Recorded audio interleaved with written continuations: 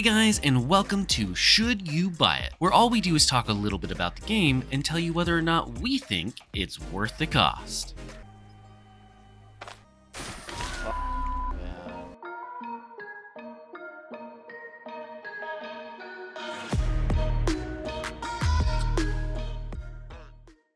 In this episode, we will be playing Stoneshard, a challenging turn-based sandbox survival RPG style of game where you will have the freedom to build your character and play the way you want to play, however that fits best for you. Now, the first question that we always cover in these videos is what stage of development is the game in? And in this case, for Stoneshard, it is currently in early access and available on PC for $25. But what exactly is the game? Well, Stoneshard is an old school style RPG game that chooses not to hold your hand whatsoever throughout it. In this world, you are not going to be the hero. You are not very strong when compared to most enemies, and you have little to no equipment whatsoever. Altogether, this makes the game extremely difficult at the start until you get further into it. In Stoneshard, you should not expect anything to be handed to you. Every piece of food, every piece of equipment, and every time you take a sleep is going to cost you some amount of effort. You play the game as a wandering mercenary, and your job is to simply survive and thrive within the game's world. To do this, however, you will need to complete both side quests from NPCs that you meet along the way, as well as complete contracts from towns in order to earn both items and money in order to stay alive. When you first start the game, you'll be given the option to play through a very short tutorial and then create your character. Once you've done that, you'll be let loose into the world, but given a very brief questline to guide you on how the baseline game mechanics work. It's important to note here that if you jump right into the quest line and don't prepare for fighting things properly, you are likely going to die. To be honest, even if you do prepare, I would expect yourself to die a lot in this game throughout the whole entire process, but especially early on when you're first learning how the game works. Now, there is a main storyline, but at the time of recording this video, it is not yet completed, so I'm not going to focus in on that too much and will instead talk about the core gameplay loop, which comes from the contract system. Contracts are the quests that you'll receive from towns in exchange for some reputation, as well as some money that you can spend on whatever it is you need. In total, there are around 20 or more of these contracts currently, and each one will take you to a dungeon somewhere in the world. These contracts will usually be something along the lines of, hey, go stop a gang leader in their hideout, or go stop a ritual inside of a crypt. All in all, these don't really vary that much, but since the world is procedurally generated, it does mean that you will still have a bit of different of an experience each and every time you do one of them. This is something that's extremely important to the gameplay loop, as you're going to have to complete many of the same contracts over and over again in order to reach whatever your goals are within the game.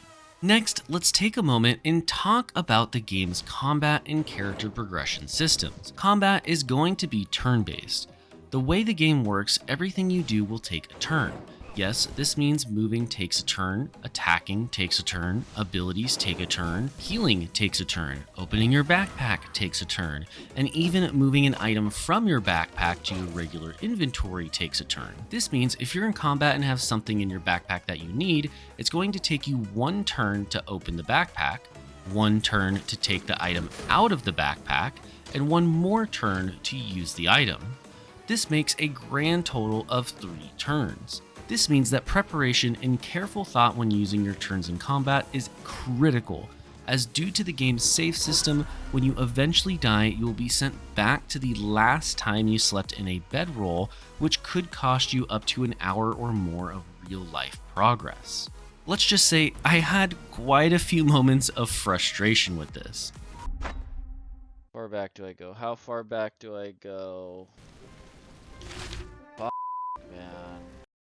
Combat, however, plays very deeply into the medical system, which is something akin to Tarkov, where you'll have things like pain, bleeding, broken limbs, tiredness, hunger, thirst, sanity, morale, and more, all of which are cured by different items that you need to have on hand for whenever they might be needed. All of the combat and medical systems, however, also play into the game's build and character progression systems, which we'll jump into next. So just to give you some ideas, there are currently 3 different schools of magic, 7 different utility skill trees, 11 weapon skill trees. Each of those categories comes with an additional 5 to 14 different skills within them that will affect how your character plays and what they are good at. I personally went with a sword and shield armored fighter with a little bit of magic sprinkled in just to help me with some ranged combat options. My strategy was originally to get them low with magic and then go in for the kill once they have been thoroughly debuffed or lowered on HP. There are many other playstyles that may fit you better, but this hopefully gives you an idea as to the type of variety you can play with. It's probably also important to mention here that once you choose a skill, you are locked into that skill permanently, so you will want to make sure that you pick something that you're going to like. Alrighty, now let's move over to the pros and cons section of the video. First up for the pros is that the game has the caravan system. This gives you a way to progress kind of your own little encampment, find new adventurers to help you, and just give yourself a way to move around the map more efficiently. There's a lot of other little bonuses that you can currently get, and I'm sure they're going to add more to this, but I don't want to spoil them all for you. Just know that it gives you a way to progress outside of your stereotypical progress your character's level system. Next is that the world building was very, very solid. There's a lot of ways in which they accomplish this within the game, but overall they do a very good job of kind of depicting the world that you're playing within and making it feel that you are a part of it. With that being said, you are still a very small part of it, but still being a part of it. After that is the amazing character building and customization systems. The fact that I can have so many different builds with the exact same character, whether it's a pure magic build, a pure ranged build, a rogue build, a plated magic user build like I use, or whatever it is that fits your idea of a fantasy and fun character to play as, is a huge positive for me in a game like this. Finally, is that the game was challenging enough, but not so challenging that it felt impossible. Don't get me wrong, there is a big learning curve, and it is going to be a hard game, especially when you're trying to figure out how things work. But once you get the hang of things, you feel rewarded for learning how to fight. It is not just purely grind and grind and grind to get the level you want. It comes down more often than not to how you play a combat rather than just having the levels to survive something. Alrighty, now let's go ahead and move over to the cons. First up is that the game's save system is somewhat pointless and annoying. The fact that I lose over an hour of progress just to be able to spawn back in town and then go re-talk to 20 different freaking people to get quests and items is just silly to me. I don't understand why they can't just let me save right before entering a dungeon or something like that. And I get it's supposed to be hardcore, but this should be something that is default implemented in my personal opinion. And some others may differ, but this is just something I did not enjoy and just felt more of a frustration and less of a fun factor from. Next is that the turn speed is way too slow, especially when traveling. Now, what I mean with turn speed is not like turning your character. I'm talking about the turn speed in which you're able to do things.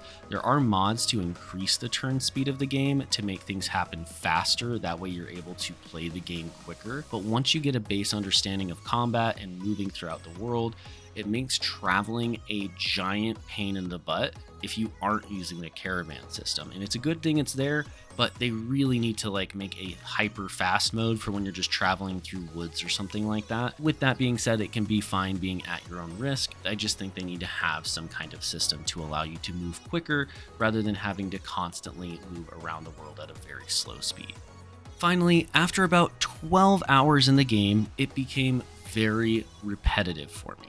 So what I mean by this is that the game just kind of turns into this grind of, okay, I want to go do this quest, or I want to get to this place where there's higher difficulty quests, but I need to be this certain level in order to survive there.